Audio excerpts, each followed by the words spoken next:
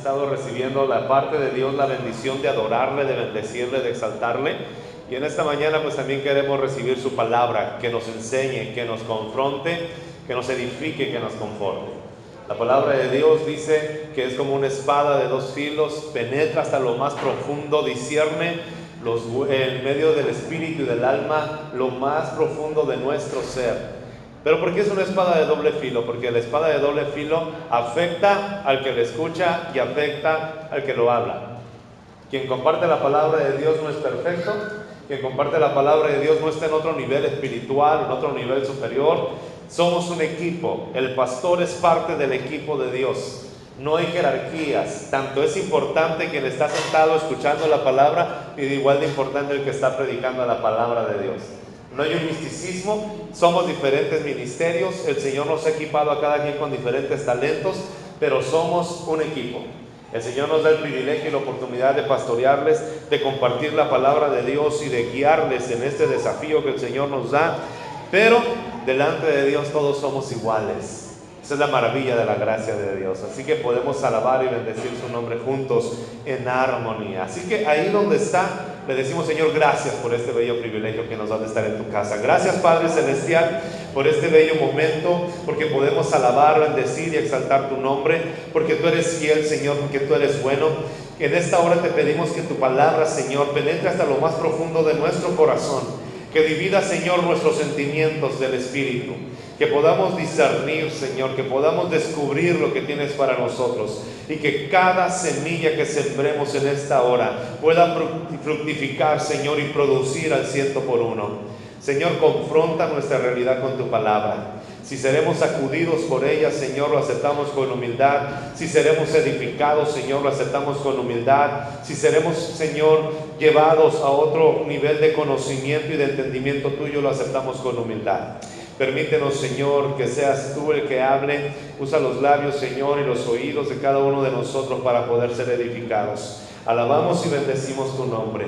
Señor, toda necesidad, todo problema, toda enfermedad, toda ansiedad que esté aquejando en este momento a tus hijos, que en el nombre de Jesús, Señor, trae tranquilidad y calma. Trae la seguridad de que tú estás haciendo algo, Señor. Y si te place en medio de la palabra ir obrando en sanidad, Señor, trayendo una respuesta, lo tomamos con seguridad porque viene de ti. En el nombre glorioso del Padre, del Hijo y del Espíritu Santo. Amén y amén. El Señor es bueno, Él es fiel y Él conoce tu necesidad y va a responder a su momento por lo que tú estás clamando. Dios nunca deja de escuchar una oración.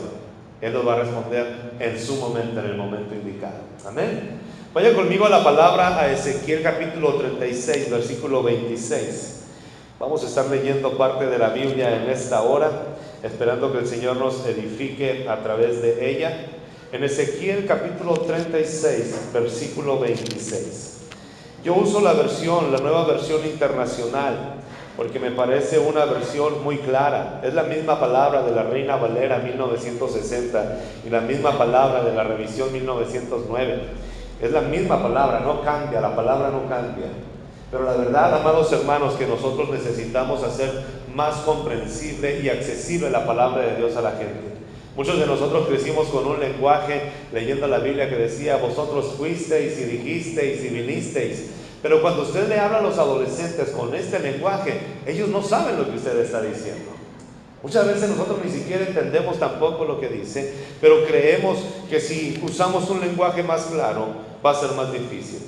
La palabra de Dios tiene que ser accesible para todos, de tal forma que todos lo entendamos. De tal manera que todos lo entendamos. Un ejemplo: cuando nosotros leemos en la palabra de Dios y la carne es la que tiene el pecado, rápidamente lo asociamos con el cuerpo, pero el pecado no está en el cuerpo, porque hay muchas necesidades de la carne, si usted lo quiere ver, del cuerpo, que tienen que ser satisfechas: la comida, el alimento, el casarte un día, el agua, el vestido, el calzado, y no es pecado. Sin embargo, tenemos que ser más accesibles. La palabra de Dios dice en Ezequiel capítulo 36, versículo 26, una promesa de parte de Dios: infundiré mi espíritu en ustedes y haré que sigan mis preceptos y obedezcan mis leyes. Yo haré, dice el Señor. que ustedes sigan mis preceptos y que obedezcan mis leyes. ¿De qué manera y de qué forma lo va a hacer el Señor? A través de infundirnos su espíritu en nosotros. Ningún hombre y ninguna mujer tiene la capacidad por sí sola de obedecer a Dios. Ninguno de nosotros tiene la capacidad de obedecer a Dios por sí mismo. Necesitamos el Espíritu de Dios en nuestra vida. Jesucristo murió en la cruz del Calvario, derramó su sangre y limpió nuestro corazón, y nuestro nombre está escrito en el libro de la vida. Pero el propósito final no es escribir nuestro nombre en el libro de la vida. Hay una promesa más grande. Hay algo más allá de eso, de lo que nosotros llamamos la redención, cuando Cristo muere por nosotros y somos salvados. ¿Qué es lo que hace el Señor al morir en la cruz del Calvario? Es abrirle la puerta a una de las promesas más grandes de parte de Dios. Cuando Cristo muere en la cruz del Calvario y derrama su sangre en la cruz, y nosotros le aceptamos y somos limpios por la sangre de Cristo, se empieza a cumplir una promesa en nuestra vida. Hasta que la sangre de Jesús toca tu corazón, puedes ser lleno del Espíritu Santo. Cristo se fue. Él no está aquí. Él se fue. Dice la Biblia que está sentado a la diestra del Padre y un día regresará por nosotros. Pero hay una persona de la Trinidad que llena todo el universo y que llena la tierra, la gloria de Dios a través de Él. Esa es la promesa. Y ese es donde queremos iniciar en esta hora. La ausencia de un gobierno interno siempre exige más leyes externas. Cuando nosotros no tenemos un gobierno interno, vamos a inventar leyes externas para callar nuestra conciencia. Cuando no somos gobernados por el Espíritu de Dios en nuestro interior, vamos a estar inventando leyes externas que nos hagan sentir mejor. ¿Nunca se ha preguntado usted por qué en la palabra de Dios en el Antiguo Testamento viene especificado cada paso que deberían de dar las personas?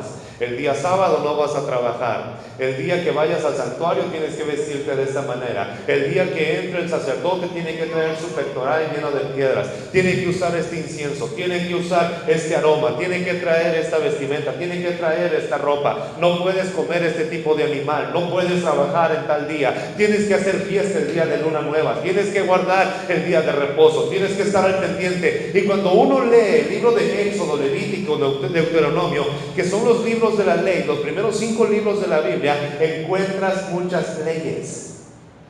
¿Hay alguien aquí esta mañana? Está lleno de leyes. Y uno mira la Biblia en el Antiguo Testamento y piensas, ¿por qué hay tantas leyes? ¿Por qué el Señor dejó escrito hasta la manera en la que debería de vestirse la mujer y de qué forma debía purificarse después de nacer sus hijos? ¿Cuántos días debería estar fuera del templo? ¿Cuántos días debería estar el hombre en la guerra? ¿Qué debería de llevar a la batalla? Todo está específicamente. Dios no se equivoca y Dios no cambia. Dios es el mismo. Dios es un Dios de principios fuertes, pero escuche bien, de métodos diferentes. Y en el Antiguo Testamento nosotros vemos un montón de leyes. Leyes externas, no internas. Leyes externas, porque el Espíritu de Dios todavía no estaba sobre las personas. Venía esporádicamente y reposaba sobre una persona y se iba. Dice la palabra de Dios que cuando David fue ungido, el Espíritu de Dios vino sobre él y se apartó de Saúl. Mientras estaba en Saúl, no podía estar en David. Cuando Sansón iba a libertar al pueblo de Israel, venía el Espíritu de Dios con él con gran poder y libertaba a Israel, pero se ausentaba. ¿Por qué? Porque la sangre de Jesús todavía no había sido derramada sobre la tierra. Lo único que hace que un cuerpo mortal sea lleno del inmortal, sea saturado del Espíritu Santo, es la sangre de Jesús limpiando el corazón. Esa es la promesa. El Señor dice, yo no voy a ponerles un espíritu por fuera, yo voy a invertir todo lo que soy y pondré mi espíritu dentro de ustedes y ustedes van a cumplir todos mis preceptos. Dice la palabra de Dios en Jeremías 31, ninguno le dirá a su compañero, conoce al Señor, sino que cada uno de ustedes me va a conocer. El plan de Dios no es encumbrar a hombres súper especiales, sino el plan de Dios es que cada uno de los que estamos en este lugar y los que están fuera sean llenos del Espíritu Santo.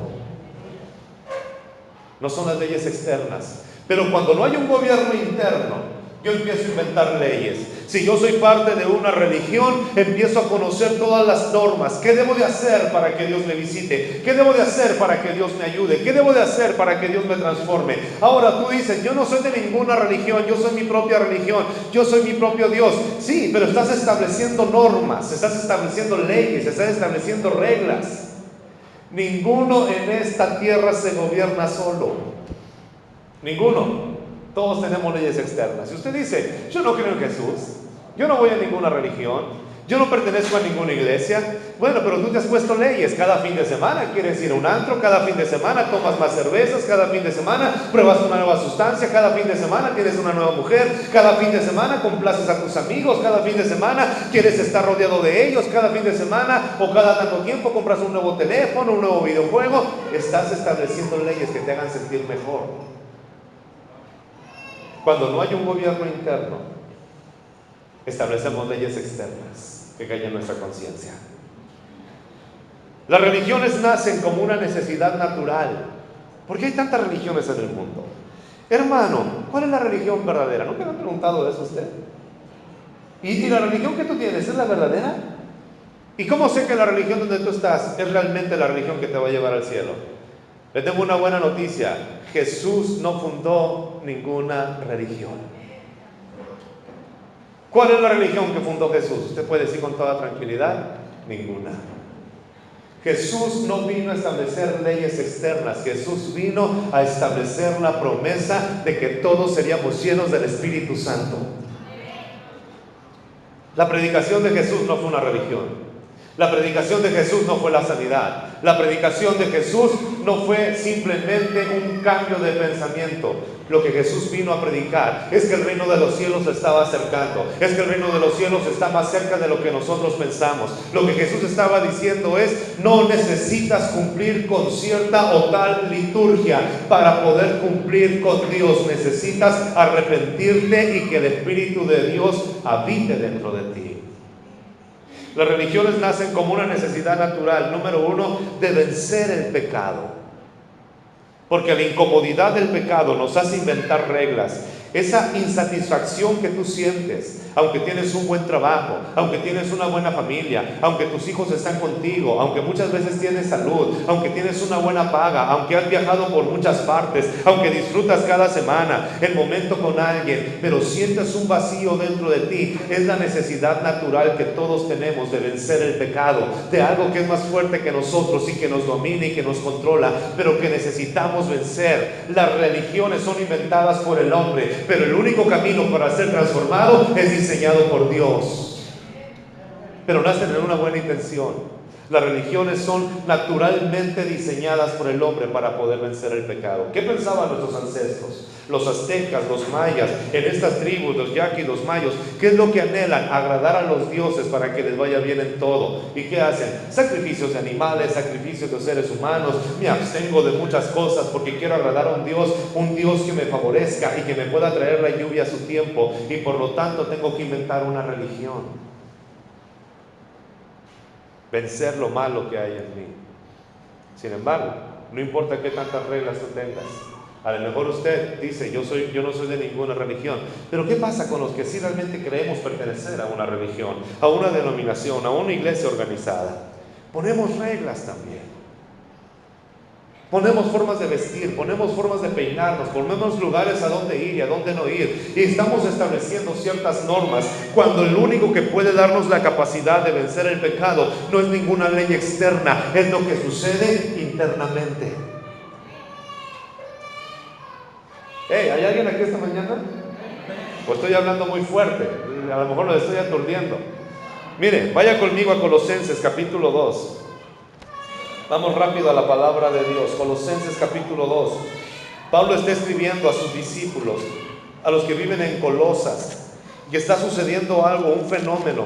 Curiosamente, cuando usted lee las cartas de Pablo, Gálatas, Efesios, Filipenses, Colosenses, primera y segunda de Tesalonicenses, primera y segunda de Timoteo, Tito, Filemón, cuando usted empieza a leer todas las cartas de Pablo, Pablo ataca un problema en medio de los cristianos, y no son las borracheras y no son los lugares a donde van. Pablo ataca la falsa humildad llamada legalismo. Porque mi naturaleza, por naturaleza, me enseña que entre más difícil es mi búsqueda de Dios, más se agrada a Dios de mí. Pero me encanta lo que dice el Salmo 51. Tú no quieres sacrificios que yo te daría. La mejor ofrenda que puedo darle a Dios es un corazón obediente y sensible. No es un sacrificio. Hermano, es que para que tú conozcas a Dios tienes que pagar el precio y tienes que pasar horas en oración. Sacrifícate, ¿sabe? Escuche bien esto. Buscar a Dios en oración no es un sacrificio. Cuando usted habla con el objeto de su amor y alguien que le ha amado eternamente, no es un sacrificio. La oración no es un castigo. La oración no es una cuota que pagamos. Si le dijeran, la persona que te ama desde que naciste o desde antes de que nacieras, que te ha cuidado, que está contigo, quiere hablar contigo, desea estar contigo, usted va a decir, yo quiero estar con él, yo quiero pasar tiempo, yo quiero deleitarme. Pero muchas veces pensamos que la oración es un castigo y es una ofrenda, cuando la oración es un privilegio y es un deleite. Si usted se ha enamorado, sabe muy bien que puede pasar horas y horas y horas hablando con quien le guste o de quien está enamorado. Ahora, ¿cómo no vamos a hablar con Jesús? Y en lugar de verlo como un castigo, lo vamos a ver como un deleite. En nuestra cultura popular, en el ámbito de las religiones, es que si tú te portas mal, ve y ora 15 minutos. ¿Cometiste? ¿Qué pecado cometiste? Eché una mentirita blanca. Ok, vas a rezar 15 repeticiones. No, pues no, me robé 1 kilo de manzanas. Ok, vas a doblar tus rodillas y vas a repetir 30 veces esta oración. Y tenemos el concepto que la oración es un castigo. Si usted ha nacido en la iglesia así como yo, cuando usted se portaba mal y llegaba con mamá y papá y le decía, mamá, es que no hice la tarea. Ah, no hiciste la tarea, vas a orar 2 horas, ahí ponte a orar. Mamá, es que eché una mentira. Ok, vas a leer todo el Salmo 119 hasta que te canses. Y tenemos en la mente que la búsqueda de Dios es un castigo, cuando debería ser un deleite. ¿Sabes cuál debería ser nuestro castigo? Pues ahora no vas a leer la Biblia, pues ahora no vas a orar. Y nuestros hijos entenderían que el mayor privilegio que nosotros tenemos es comunicarnos con Dios. No use la búsqueda de Dios como un castigo.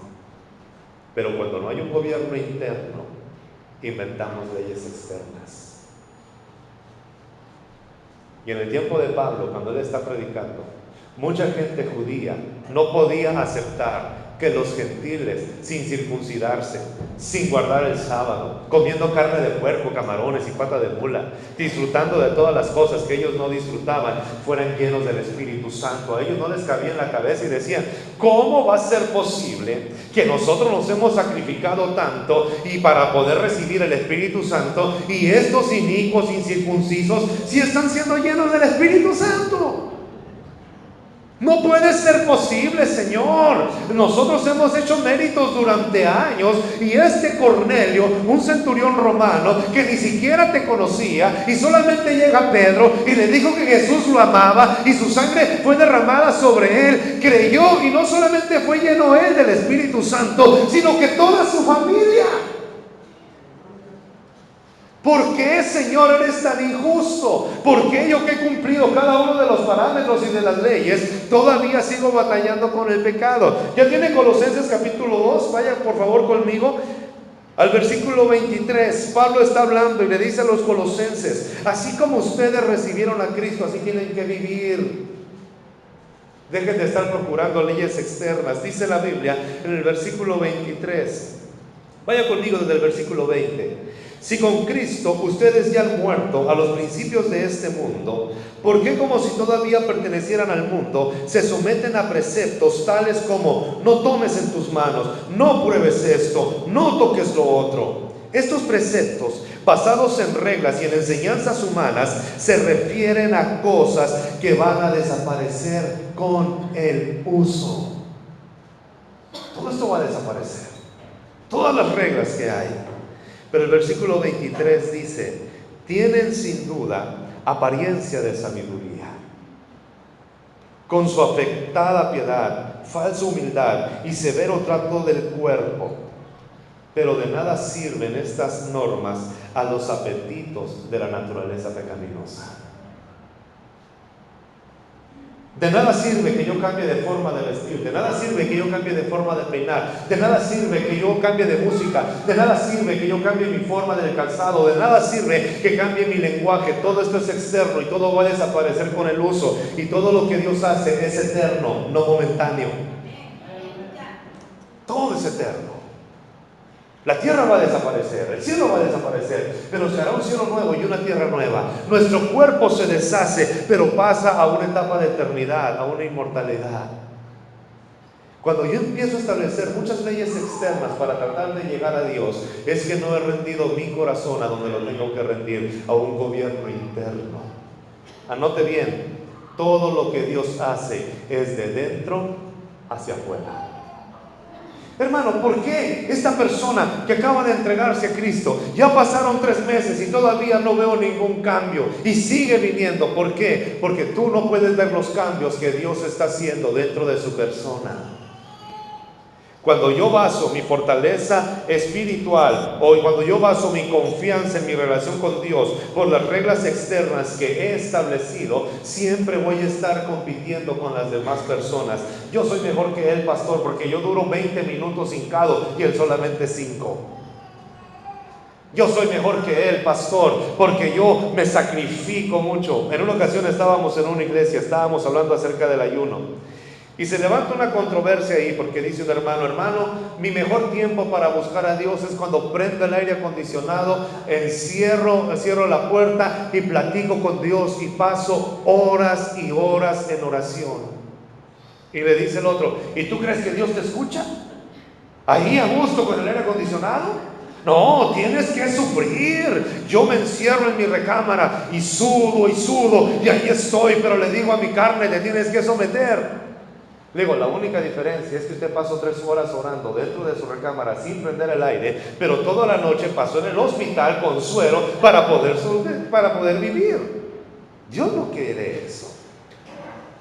A veces pensamos que tiene que ser la vida cristiana lo más difícil que podamos, porque a mi carne le agrada que la gente voltee y me diga, oh hermano, usted de verdad se le mira, hermano, cómo se sacrifica. ¿Sabe qué pasa en mi carne? Se empieza a levantar algo que dice, ese soy yo. Sí, cómo no, ese. Porque nos gusta, a la carne le gusta. Pero ¿sabe? No importa qué tan difícil sean las leyes externas que usted esté inventando, usted sabe muy bien que eso no puede ayudarle a vencer el pecado. Porque el pecado no se vence de afuera hacia adentro. El pecado se vence de adentro hacia afuera. A veces la iglesia cree que es la policía moral de la sociedad. A veces creemos que nosotros tenemos todo el derecho de decir qué no se debe de hacer. Llega la gente, pastor, ¿es malo ir al cine? Pastor, ¿es malo hacer esto? Pastor, ¿es malo? Y nuestra familia, la gente que está cerca de usted, siempre se le acerca porque usted está en la fiesta y ya sabe que van a estar en la fiesta, lo van a invitar y usted va a estar en la fiesta. No hagas eso, a Dios no le agrada. No hagas eso, a Dios no le agrada. No hagas eso, ¿a qué vas a la fiesta? Pero la gente nos identifica como los que prohibimos, como los que establecemos leyes. Y sabes, la labor de la iglesia no es decir lo que no se debe de hacer. La predicación de la iglesia es lo que sí podemos hacer a través de Cristo. Esas son las buenas nuevas. Y aunque no diga amén, así es. Lo que usted y yo necesitamos es entender el gobierno que Cristo está estableciendo en nuestra vida. La otra necesidad por la cual nacen las religiones es para obtener la paz con Dios. Pero ninguna religión te puede dar paz con Dios. La palabra de Dios dice en Romanos capítulo 5 que lo único que nos justifica y nos da paz con Dios es la sangre de nuestro Señor Jesucristo. Justificados pues por la fe, tenemos paz para con Dios por medio de nuestro Señor Jesucristo. El problema es que nuestra sociedad escucha hablar de Jesús y asocia con religión. Lo curioso es que Jesús nunca habló de religión.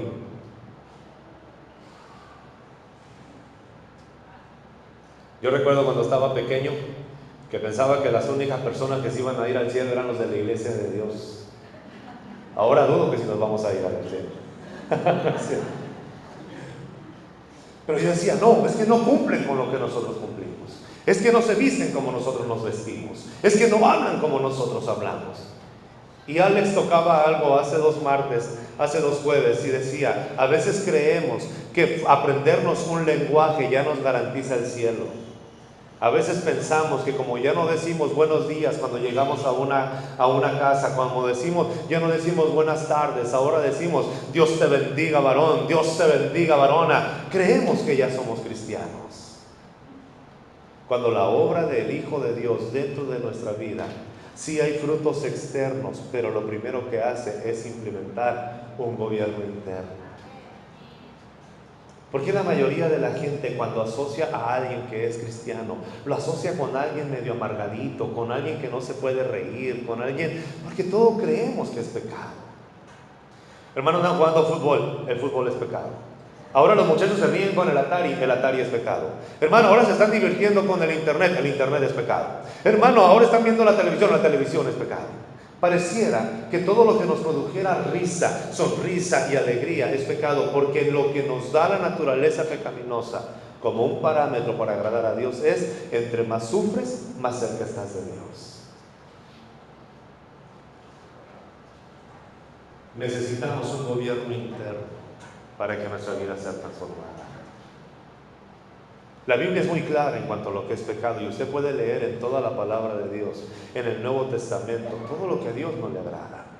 Adulterio, fornicación, mentiras, borracheras, orgías y cosas semejantes a esas. Usted lo va a leer en Romanos, lo va a leer en Gálatas, lo va a leer en Efesios, lo va a leer en Colosenses, en Filipenses. Pero Pablo también enfatiza mucho el hecho de que no basemos nuestra vida cristiana en las reglas externas que nosotros hemos inventado.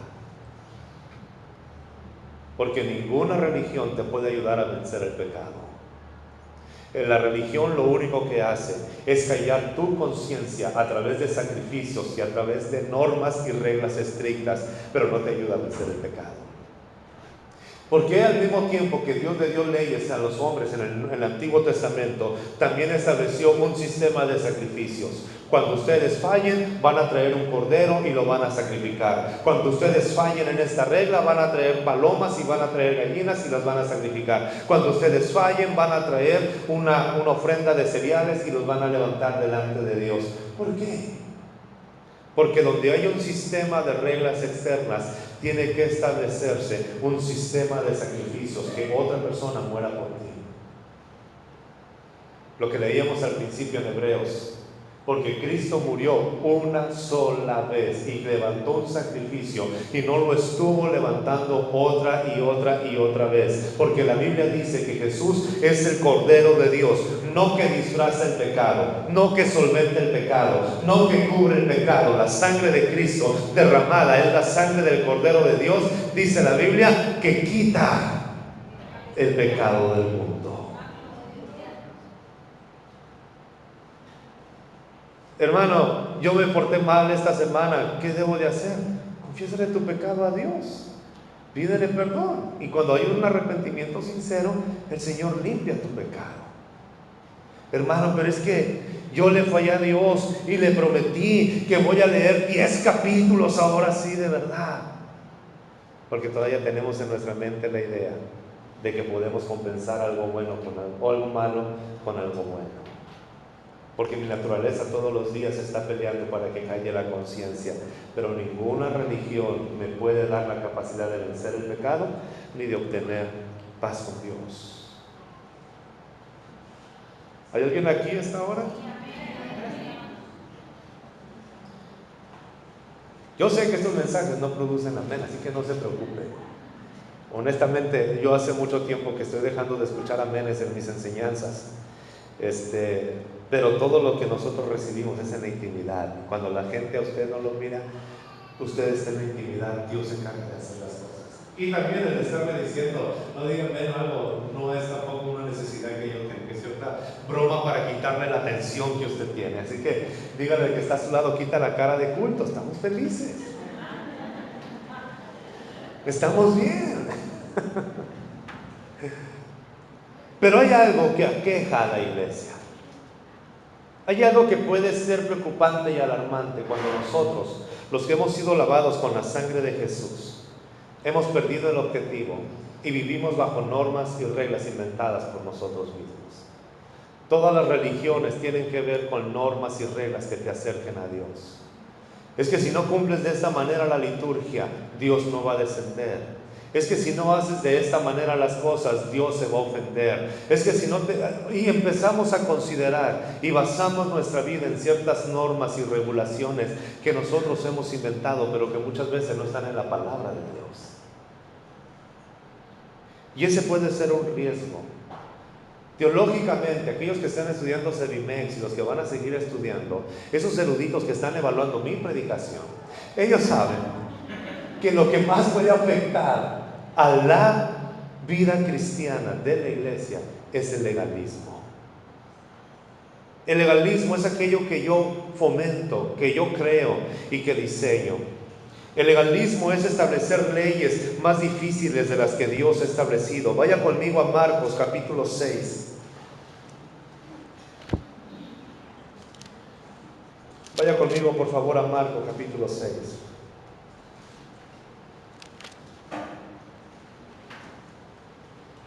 Perdón, Marcos capítulo 7. Del versículo 1 en adelante dice: los fariseos y algunos de los maestros de la ley que habían llegado de Jerusalén se reunieron alrededor de Jesús.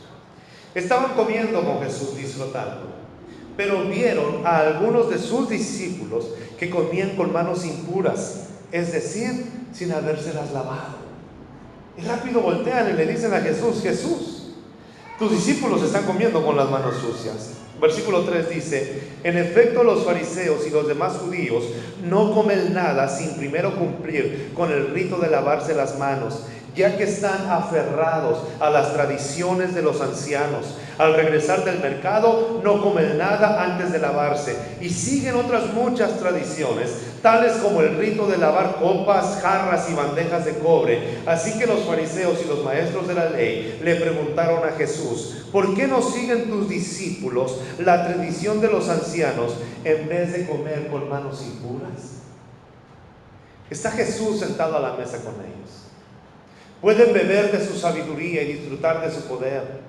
Pueden pasar mucho tiempo y preguntarle tantas cosas. Tienen la oportunidad de estar a la mesa y de estarlo escuchando. ¿Y saben de qué se están preocupando los religiosos? Porque estás comiendo con las manos sucias. ¿Por qué no te lavaste las manos? Está muy bonito lo que estás diciendo y hemos escuchado todos los milagros que haces y podemos estar seguros que viene de Dios. Pero ¿por qué no te lavaste las manos? ¿Cuántas veces nosotros nos perdemos de bendiciones? Porque Dios está hablando a nuestra vida, porque Dios está haciendo algo en tu corazón, pero llegas a alabar y bendecir el nombre de Dios y volteas a tu alrededor y dices: hey, esa persona no viene vestida como yo. Oye, ese hermano no levanta las manos como yo las levanto. Oye, y disfrutamos y perdemos, el momento de disfrutar a Jesús porque alguien no está cumpliendo con las leyes externas. Así estaban los fariseos. Y escuchen lo que decían ellos. Ni siquiera dijeron lo que está escrito en la palabra, sino lo que ellos decían era lo que está establecido por la tradición. Y todo esto, y Jesús llega al versículo 8 y les dice: ustedes han desechado los mandamientos divinos y se aferran a las tradiciones humanas, porque el legalismo nos conduce a pecar, no nos lleva a agradar a Dios.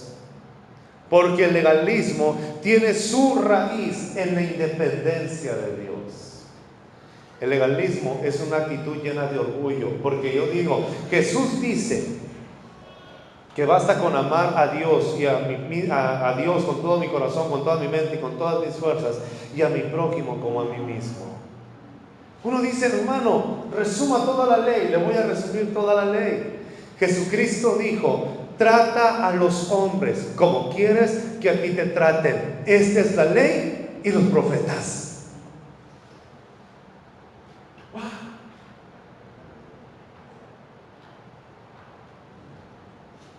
Juan, el apóstol amado, el mejor amigo de Jesús, el que estaba más cerca de él, escribe y dice: amados, porque debemos amarnos unos a otros. Y si alguno quiere recibir la bendición de Dios, tiene que vivir como Jesús nos mandó. ¿Y sabe qué dice? Y sus mandamientos no son difíciles de llevar. Jesucristo dice: vengan y aprendan de mí, que soy manso y humilde de corazón, y encontrarán descanso para sus almas, porque mi yugo es fácil y ligera es mi carga. ¿Hay alguien aquí esta mañana? Entonces, ¿en qué momento nosotros hemos empezado a enseñar un camino difícil de transitar y una carga pesada de llevar? Hello. Tengo 35 años en la iglesia de Dios. 19 de ellos he sido pastor. Y he visto cómo muchas veces nosotros es tan sencillo perdernos en una consagración a nuestras ideas y a nuestras reglas y no al Espíritu Santo.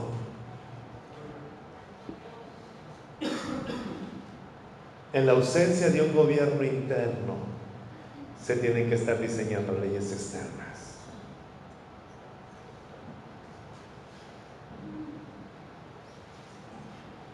El legalismo produce división, produce competencia, produce sentido de superioridad, produce orgullo, produce soberbia. ¿Por qué produce división? Porque yo tengo mi grupo. Estos son como yo. Hermano, es que este es el grupo de los santificados, este es el grupo de los impuros, este es el grupo de los adoradores, este es el grupo de los flojos, este es el grupo del que trabaja, este es el grupo del que no trabaja, este es el grupo del que coopera, este es el grupo del que no coopera, este es de mi grupo. Cuando la sangre de Cristo no vino a dividir a su iglesia, vino a unificarnos y todos somos parte del mismo grupo, del mismo cuerpo, de la misma iglesia, y todos somos vistos de la misma manera delante de Dios. Cuando hay un gobierno interno, no hay división. No puede haberlo. ¿Por qué tenemos que aquejar? ¿Por qué tenemos que llegar a estos puntos que están dentro de nosotros, donde el legalismo me hace sectarizarme? Esos son los principios del mundo, donde estoy compitiendo quién habla más en lenguas, donde estoy compitiendo quién evangeliza más, quién ayuna más, quién leyó más capítulos. El legalismo me lleva a competir, pero el gobierno interno establecido por el Espíritu Santo me lleva a comprender que si yo soy fuerte espiritualmente, no tengo que juzgar al que es débil, sino que tengo que llevar las cargas de él y ayudarle. No hay competencia. Pablo dice a los corintios: no, están jugando competencias para saber quién habla más en lenguas. Les aseguro, dice Pablo, que yo hablo más lenguas que todos ustedes juntos. Pero no me voy a jactar de eso, dice Pablo. Me voy a jactar de mi debilidad, de donde me doy cuenta que no soy fuerte. Yo me voy a jactar que dependo de Jesús. Amén. Me da un sentido de superioridad el legalismo. Yo soy superior a él, hermano, porque es que usted sabe, va empezando, no puede vencer eso todavía. Yo hace años que pasé por esa etapa, y usted sabe ahorita, hermano, que aquí está. Gloria a Dios. Qué bueno que estás creciendo. Pero sabe que la labor de la palabra de Dios no es inflar nuestro ego, al contrario, es desinflarlo. ¿Quieres ser mi discípulo, Chendo?, le dijo el Señor Jesús. Sí, ok. Lo primero que tienes que hacer son 40 días de ayuno y oración para consagrarte. No, lo primero que tienes que hacer es negarte a ti mismo. Y cuando me niego a mí mismo, niego todos mis conceptos, niego todo lo que soy, niego todo lo que tengo, niego todo lo que creo que está bien, niego mi naturaleza y me rindo a Él y le digo: Señor, yo necesito que tú gobiernes sobre mi vida.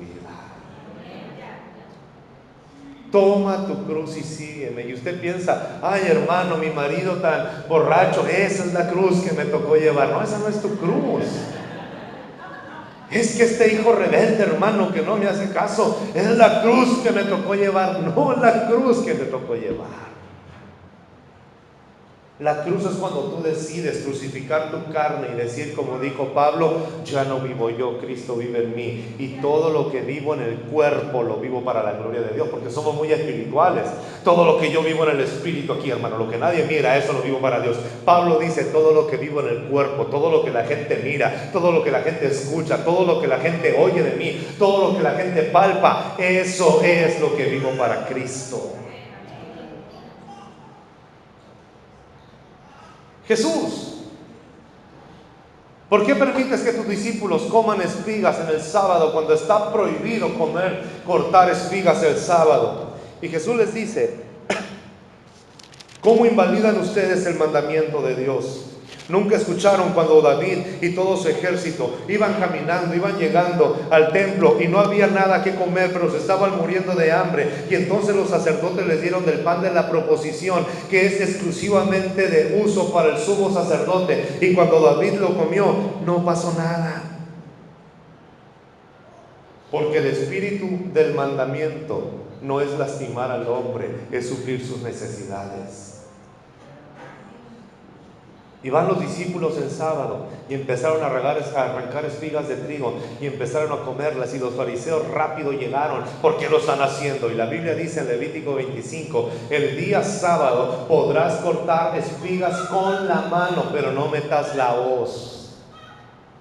Pero podías comer con la mano. Pero mi legalismo me dice que entre más difícil sea la cosa, más superior yo voy a ser. La iglesia debe de ser conocida no por lo que prohíbe, sino por lo que inspira. Usted en su familia debe de ser reconocido y reconocida, no como el tío que enojón y corajudo. ¿Y por qué tu tío es tan amargado? Es que va a la iglesia. Ah, ¿es un tío cristiano? Sí. Ah, qué bien. Cuando debería de ser al revés. Hablemos del hombre más santo, del hombre perfecto, de Jesús. ¿Dónde estaba Jesús? ¿En el templo? ¿Dónde estaba Jesús? ¿Dónde pasaron la mayoría de los milagros? ¿Dónde pasaron la mayoría de las expresiones de gracia? ¿Saben dónde? En la calle, en las plazas, en las fiestas. Pero mi legalismo me dice que entre más alejado esté de la sociedad, más cerca voy a estar de Dios. Cuando Jesús, el perfecto, el santo, el único que no cometió pecado, donde Él estaba rodeado de multitudes.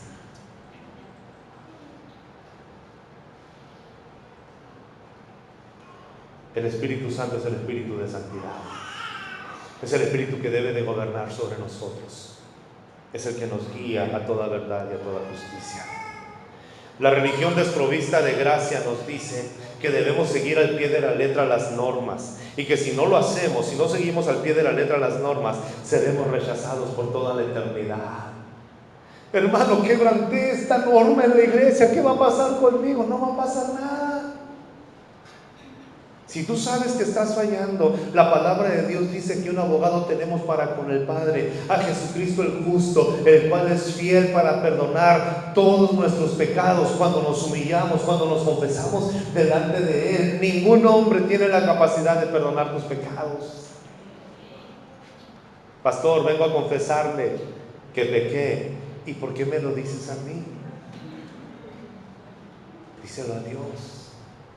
Porque yo no puedo perdonar tus pecados, solamente Jesús. Si necesitas un amigo y alguien en quien confiar, estamos en la mayor disposición de hacerlo. Y necesitas platicarlo, te queremos escuchar. Pero yo no puedo, ningún líder, nadie puede perdonar pecados, solamente la sangre de Jesús.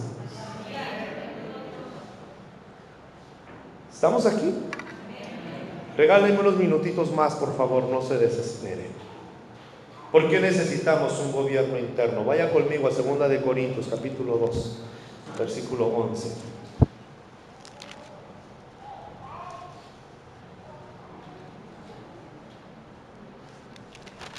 Perdón, 1 Corintios capítulo 2, versículo 10 y 11.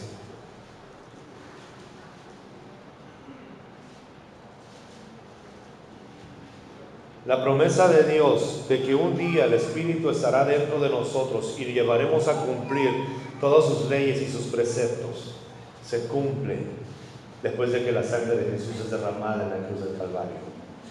1 Corintios capítulo 2 versículo 10 dice: ahora bien, Dios nos ha revelado esto por medio de su Espíritu, pues el Espíritu lo examina todo, está hablando del Espíritu Santo, hasta las profundidades de Dios.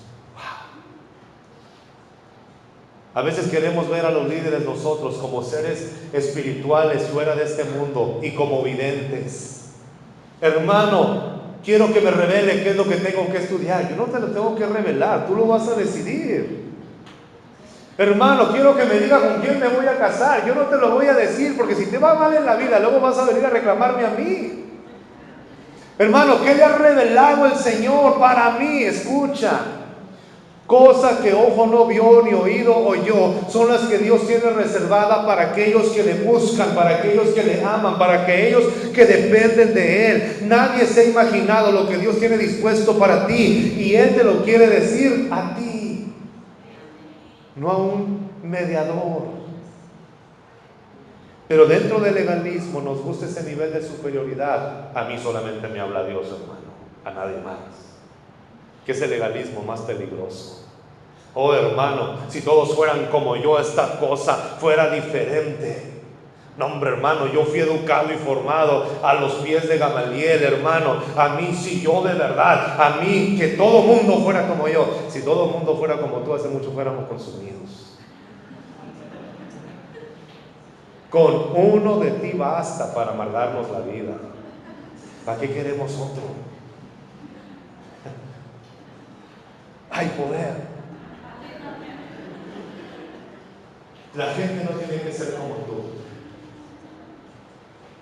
En una ocasión estaba Billy Graham, iba en un camión en Estados Unidos y se subió un hombre muy ebrio y le dice: hermano Billy Graham, yo soy su discípulo. Y le dijo Billy Graham: se nota, porque si fueras discípulo de Cristo no anduvieras como andas. La gente no debe de ser como nosotros. Solamente somos un puente para que la gente conozca a Jesús. Hermano, es que este discípulo que tengo es bien rejego. Le digo que venga y no viene. Le digo que no se vista así y se viste, hermano, es la vergüenza de mi célula. Olvídate de eso. Condúcelos a Jesús y deja que el Espíritu Santo gobierne sobre ellos y que ellos cambien. Cosa que ojo no vio, ni oído escuchó, son las que Dios tiene preparadas para ti. Vaya conmigo a Juan capítulo 14. Vámonos rápido, porque yo sé que está corriendo el tiempo. Y como aquí no soy invitado, puedo tener largometraje y me van a seguir escuchando. Entonces, vámonos. Vaya conmigo a Juan capítulo 14. Téngala abierta ahí, por favor.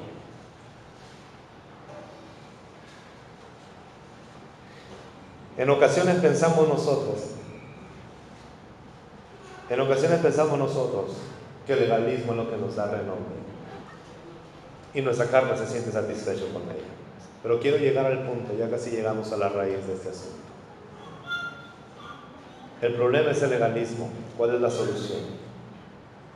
La palabra de Dios dice en Juan capítulo 14, versículo 15: si ustedes me aman, obedecerán mis mandamientos. Pero no es una condicionante, es una consecuencia.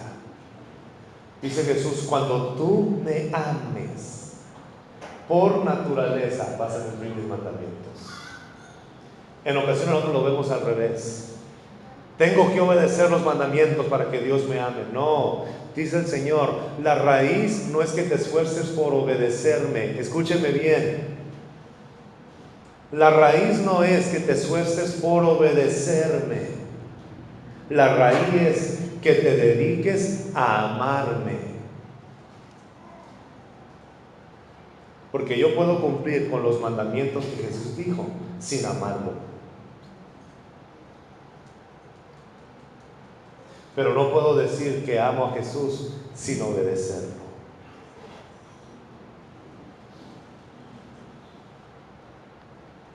Hay gente que tiene una vida moral mejor que aquellos que están en la iglesia. Hay gentes que no mienten, hay personas que no roban, hay personas que le son fieles a su pareja, hay personas que proveen para sus hijos y no aman a Jesús.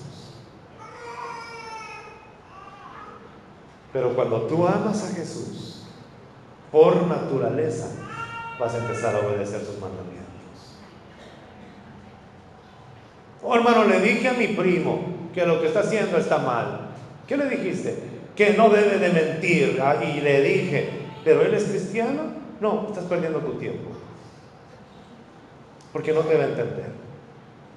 ¿Qué es lo que debo de hacer? Mejor decirle cuánto le ama a Dios y que él tiene la capacidad de amar a Dios también, y que lo que le está estorbando es una barrera llamada pecado, pero que la sangre de Jesús lo puede limpiar.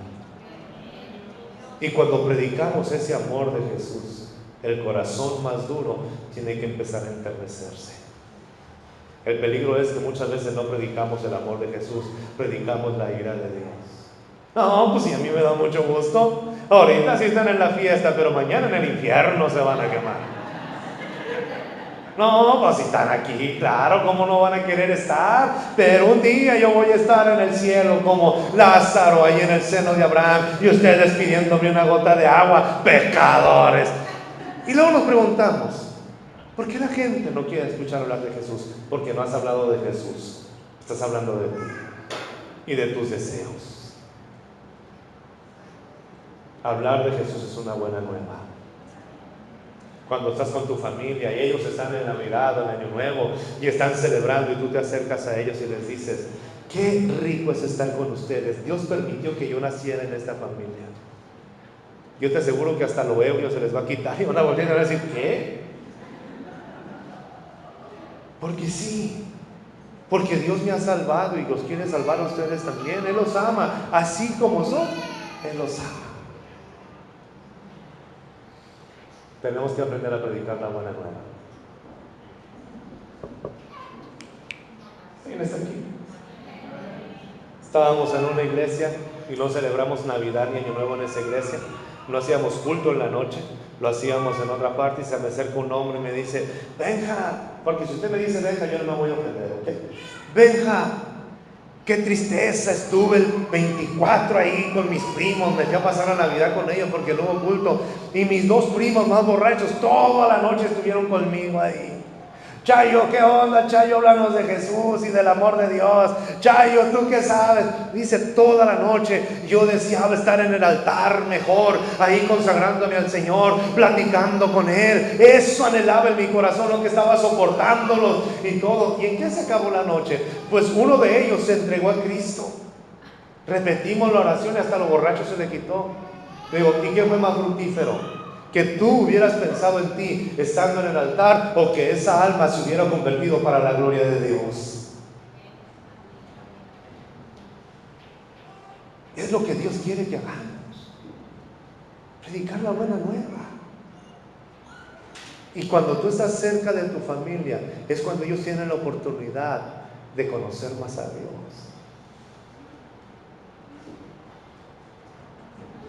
Me gustó lo que decía Javier Pérez. La gente que no es cristiana no es tu enemiga, es tu paciente. La pregunta de Jesús, de parte de los fariseos a Jesús, siempre era, veían una fiesta, estaba Mateo en la mesa de los publicanos, llega el Señor Jesucristo y le dice, sígueme, y Mateo dejó todo el dinero en la mesa y se fue tras Jesús, y en la noche planeó una fiesta e invitó a todos sus amigos publicanos. Estaba la banda a todo lo que daba, estaban las bebidas a todo lo que podían, porque ninguno de ellos era religioso, eran personas que convivían con el mundo. Y ahí está Mateo sentado, y ahí está Jesús en medio de la fiesta.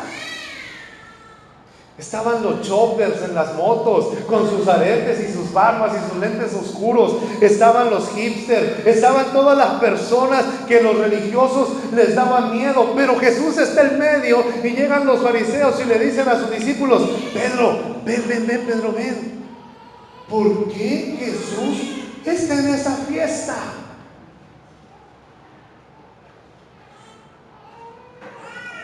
¿Hay alguien aquí todavía o ya se fueron?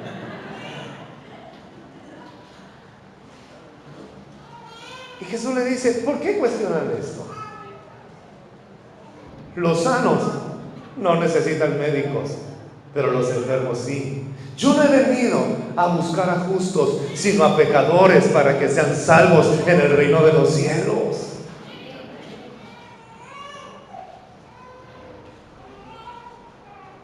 Pero el legalismo me impide mostrar el amor de Dios, porque yo no quiero perder mi nivel de superioridad.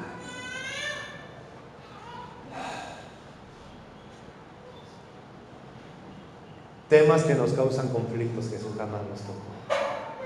Él llegó a la raíz del asunto. Juan capítulo 14, versículo 15. Si ustedes me aman, obedecerán mis mandamientos. Versículo 16. Y yo le pediré al Padre, y Él les dará otro consolador para que los acompañe. ¿Sabe cuándo? Siempre. Esa es una de las funciones del Espíritu Santo, de la persona del Espíritu Santo, que muchas veces pasamos por alto. Vaya conmigo a Juan capítulo 16, versículos 5 y 6 y 7. Vamos desde el versículo 5. Ahora vuelvo al que me envió, dice el Señor Jesucristo, pero ninguno de ustedes me pregunta: ¿a dónde vas? Al contrario, como les he dicho estas cosas, se han entristecido mucho. ¿Cómo no me voy a poner triste si te vas a ir, Jesús? Pero el versículo 7 dice: pero les digo la verdad, les conviene que me vaya. Oye, espérate, Jesús, ¿cómo que me conviene que te vayas? Les conviene que me vaya, porque si no lo hago, el Consolador no vendrá a ustedes. Pero en cambio, si me voy, se los voy a enviar. El Espíritu Santo no viene porque tú lo pides. El Espíritu Santo viene porque Jesús ya lo envió.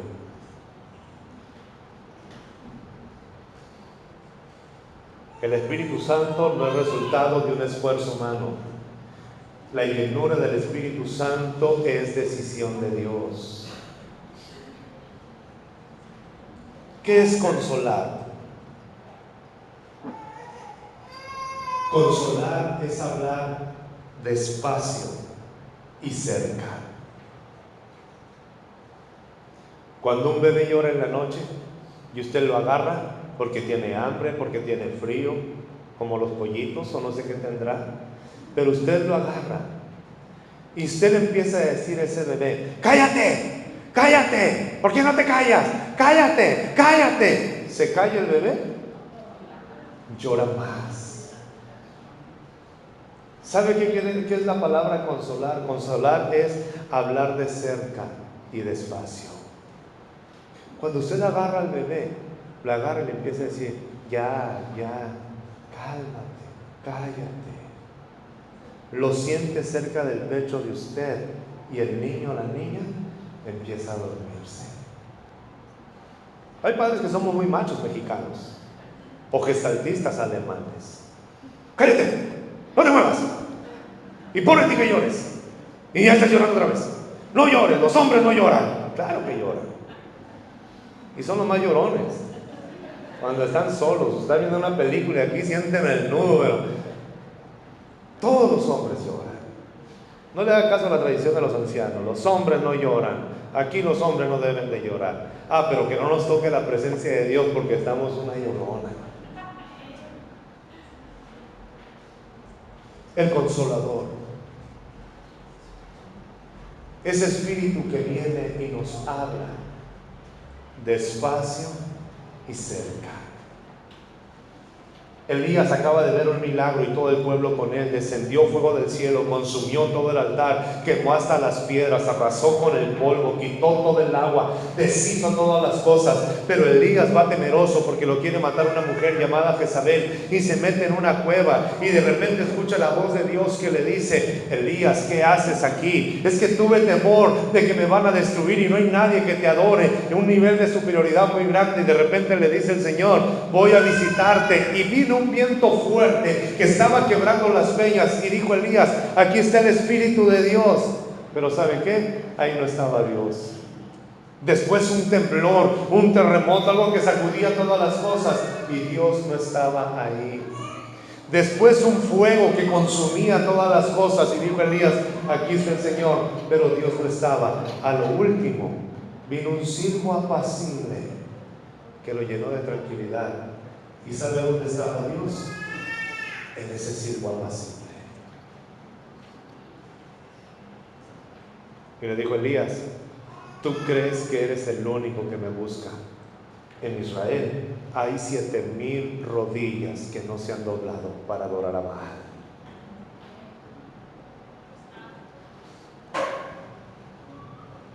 Es que, hermano, yo soy del grupo selecto de Dios. Escuche bien: Dios no tiene hijos preferidos. Dios no tiene hijos chipilones. Dios no tiene hijos privilegiados, porque en los últimos días, dijo el Señor, derramaré de mi espíritu sobre toda carne. Es que, hermano, esto no es para todos. Sí, es para todos. Joel capítulo 2 dice la palabra de Dios: y en los últimos días derramaré de mi espíritu. ¿Y sabe dónde va a empezar el derramar del espíritu de Dios? Sobre sus hijos y sobre sus hijas. Pedro, en el capítulo 2 del libro de los Hechos, después de que vino el bautismo en el Espíritu Santo sobre más de 120, ahí Pedro se levanta y dice: este es el cumplimiento de la promesa de Dios, en los últimos días derramaré de mi espíritu sobre sus hijos y sobre sus hijas.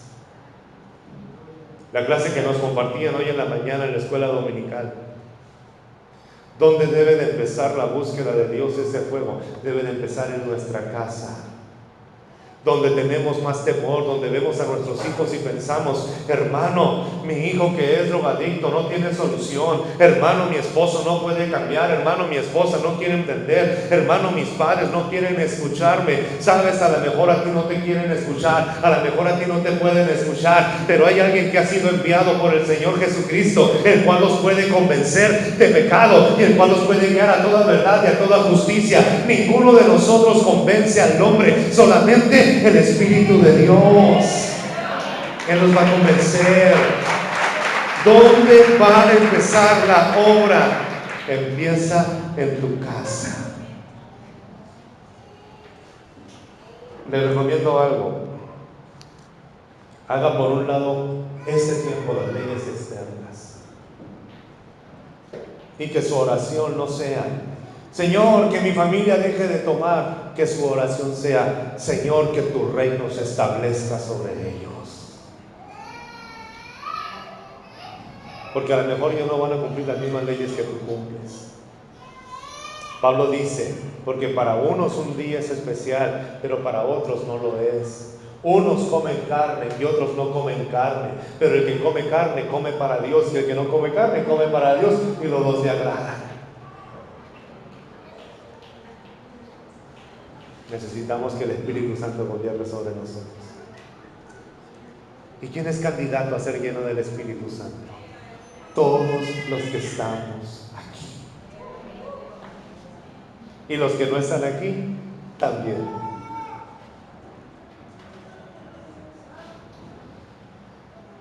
Hechos capítulo 2, versículo 39, dice Pedro: porque esto es para todos ustedes, para los que están lejos y para los que están cerca. Hoy es el tiempo de que nosotros como iglesia volteemos a la palabra de Dios y le digamos: Señor, yo quiero que tú gobiernes sobre mi interior.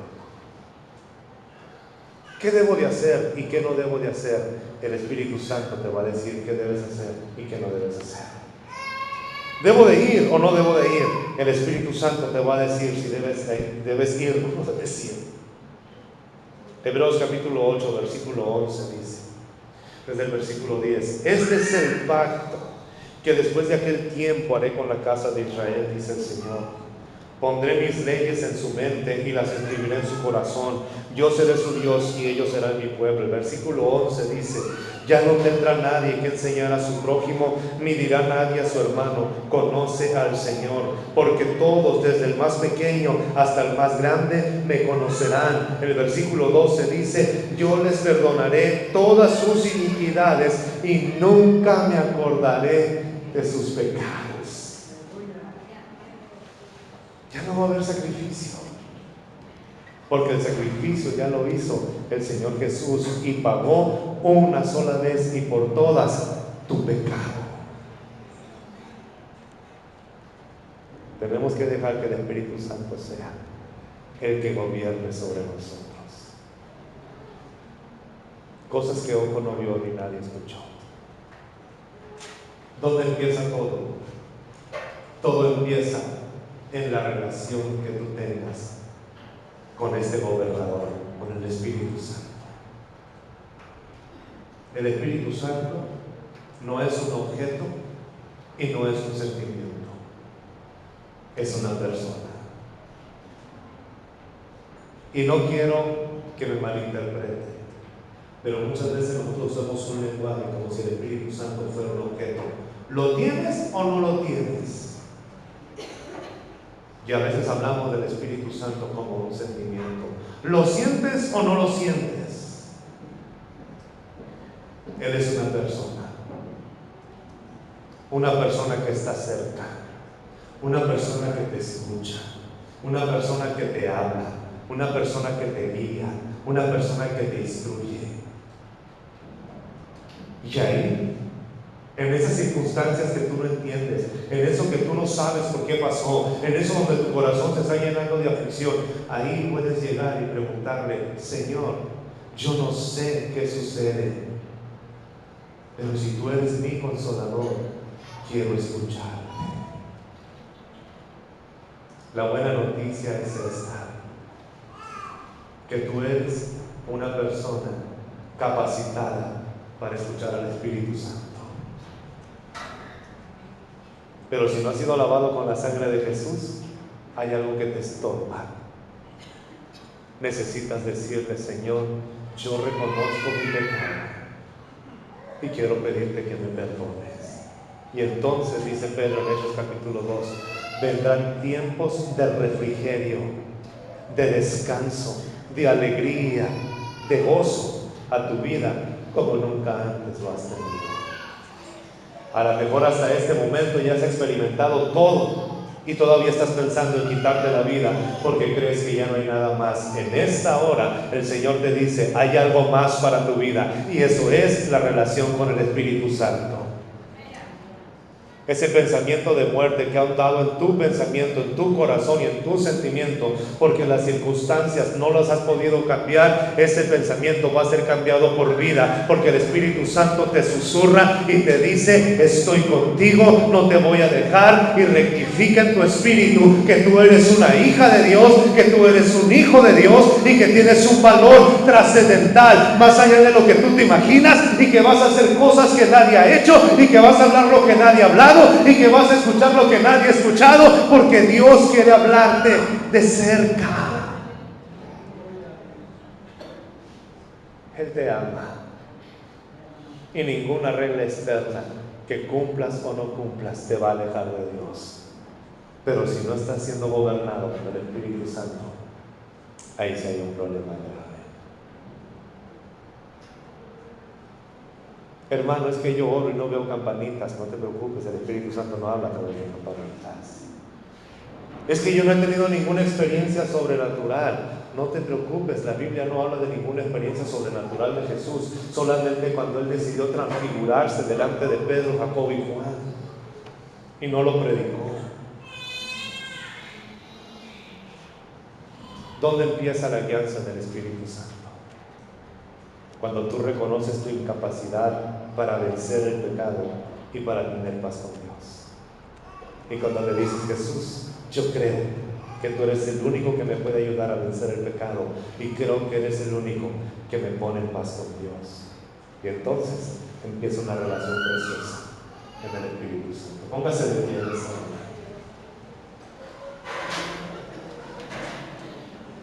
El Espíritu Santo nos habilita, nos capacita para que podamos entender el lenguaje de Dios. Si nosotros no somos gobernados por el Espíritu Santo, no podemos entender el lenguaje de Dios. Y no tiene que ver eso con leer la Biblia, tiene que ver con esas direcciones que el Espíritu Santo quiere darte en tu intimidad. ¿Qué necesito hacer para conocer la dirección de Dios? Pasar tiempo en oración, leer más la Biblia. Cuando puedes ayunar, ayuna. Pero escucha bien, no lo vas a recibir por mérito, sino porque Él quiere dártelo. Usted es candidato para ser lleno del Espíritu de Dios.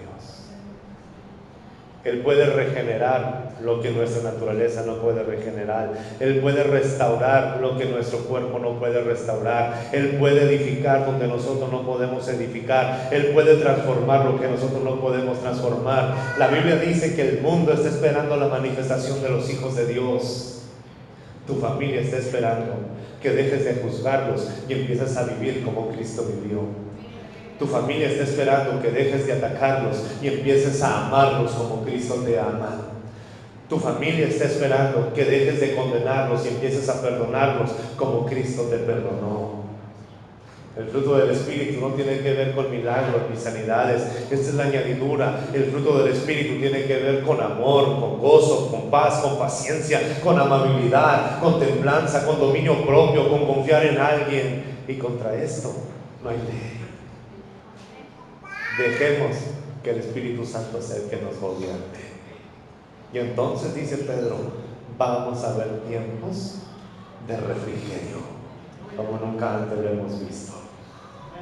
Padre Celestial, te damos gracias en esta hora por enviar a tu Hijo a morir en la cruz del Calvario. Jesús, te damos gracias por haber ascendido al cielo y por enviar a este Consolador que nos visita, que está con nosotros y en nosotros todos los días. Espíritu Santo, gobierna sobre nuestras actitudes, gobierna sobre nuestros pensamientos, gobierna sobre nuestras acciones, gobierna sobre todo lo que somos y hacemos. Espíritu Santo, si a ti te place que seamos instrumento para que tu nombre sea reconocido en medio de nuestra familia, danos sabiduría, danos guianza, danos templanza. Espíritu Santo, que podamos pasar un momento contigo y podamos estar, Señor, en paz. Padre, en esta hora te queremos pedir que esta promesa se haga real en cada uno de nosotros. En el tiempo que tú has dispuesto, Señor, para cada uno de nosotros, en la investidura de tu Espíritu Santo, en la evidencia de hablar en nuevas lenguas, sea, Señor, el momento que tú has planeado. Pero permítenos discernir que no es por méritos, sino porque tú has prometido enviarlo. Señor, reconocemos nuestra maldad delante de ti, nos humillamos. Queremos pedirte que gobiernes sobre nosotros, que tu presencia nos visite, pero que tú gobiernes siempre en nuestro corazón. Ahí donde estás, levanta tus manos y dile: gracias por amarme, gracias por perdonarme, gracias por aceptarme, gracias por estar conmigo, gracias por acompañarme. Yo necesitaba escuchar esto, yo necesito escucharte a ti. Tú eres igual de importante para Dios.